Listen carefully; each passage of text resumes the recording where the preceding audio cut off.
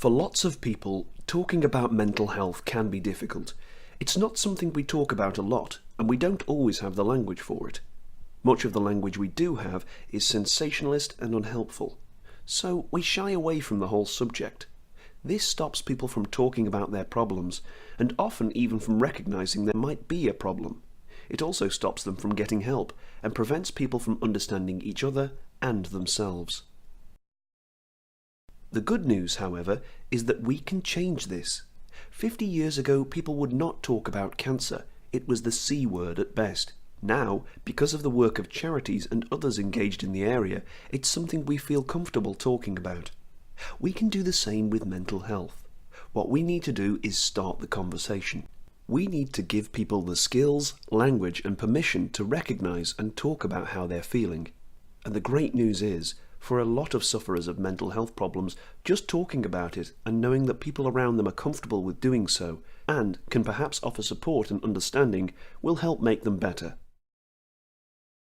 We all have a state of mental health, just as we all have a state of physical health. It may be good or less good, and it will vary from day to day and week to week. We all know that there are times when we feel strong and empowered and unafraid. There are other times when we feel less able, sometimes scared, sometimes disengaged from the people and things around us. These are variations in our state of mental health or well-being. Thankfully, for most of us, most of the time, the down periods will be temporary and we'll feel better after a good night's sleep, an evening with friends, a treat, or whatever works for us. Those down periods do not therefore impact significantly on our ability to live our lives day to day.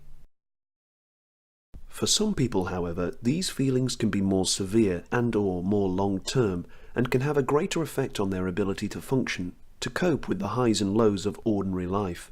And they may need help. They're not weak or foolish. They have an illness, and like with physical illnesses, they can get the help they need and get better. There are also people who have mental health problems that might last for many years and even a lifetime, but who, with care and support, can manage those conditions and live ordinary lives, for the most part in a positive state of mind. And it's surprising just how common mental health problems are. 1 in 5 of the adult population is likely to suffer from a diagnosable mental health condition at any one time. How many people are in your workplace or your family? 1 in 5 of them, on average, will be suffering from a mental health condition right now. It could even be you.